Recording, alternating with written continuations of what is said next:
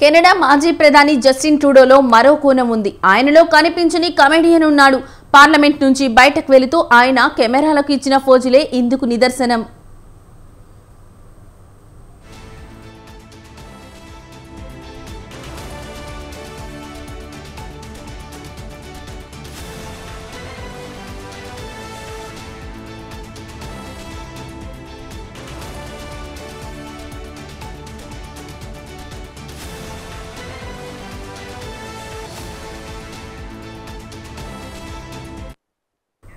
Canada మాజీ ప్రధాని Justin Trudeau social మీడియాలో ప్రస్తుతం హాట్ టాపిక్ గా మారారు. ప్రధాని పదవి నుంచి వైదొలిగిన తర్వాత ఆయన పార్లమెంట్ నుంచి బయటకు వచ్చారు. ఈ సందర్భంగా ఆయన విచిత్రంగా ప్రవర్తించారు. కుర్చీని చేతిలో పట్టుకుని నాలుకను బయటపెట్టి ఓ కమెడియన్లా ఆయన ప్రవర్తించారు. కాగా ఈ ఫోటోలు సోషల్ మీడియాలో వైరల్ గా మారాయి.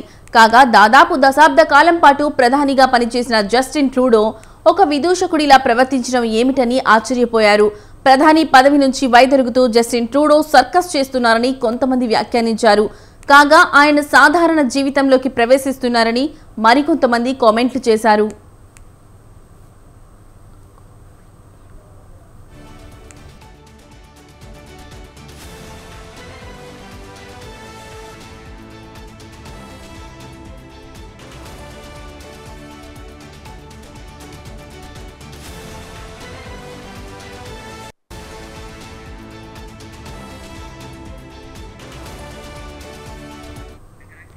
కాగా కెనడాలో కొత్త అధ్యయనం ప్రారంభమైంది. కెనడా నూతన ప్రధానిగా లిబరల్ పార్టీకి చెందిన సీనియర్ నేత మార్క్ కార్నీ ఎన్నికయ్యారు.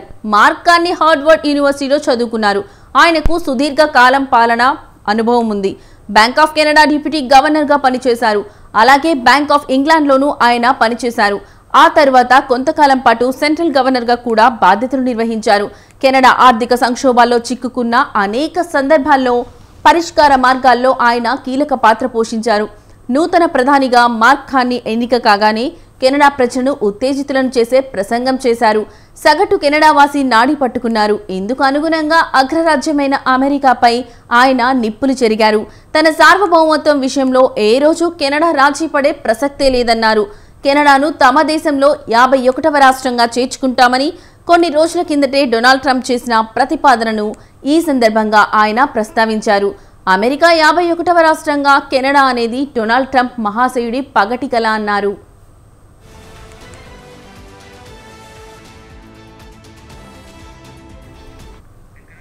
ఇదిలా ఉంటే జస్టిన్ ట్రూడో హయాంలో భారత్ కెనడా మధ్య దౌత్యపరమైన సంబంధాలు దెబ్బతిన్నాయి. నిజ్జర్ హత్య కేసుతో భారత ప్రభుత్వానికి సంబంధాలు ఉన్నాయంటూ పార్లమెంటు వేదికగా జస్టిన్ ట్రూడో అవాస్తవాలు ప్రచారం చేశారు. ఈ ప్రచారాన్ని భారత్ కొట్టిపడేసినా పదే పదే అవాస్తవాలు ప్రచారం చేశారు జస్టిన్ ట్రూడో. కాగా భారత్తో సత్సంబంధాలు నరుపుతామన్నారు నూతన ప్రధాని మార్క్ కార్నీ. త్వరలో భారత్లో పర్యటిస్తానన్నారు. అనేక కీలక అంశాలపై భారత్తో ఒప్పందాలు కుదుర్చుకునే అవకాశాలు కూడా ఉన్నాయన్నారు కెనడా నూతన ప్రధాని మార్క్ కార్నీ.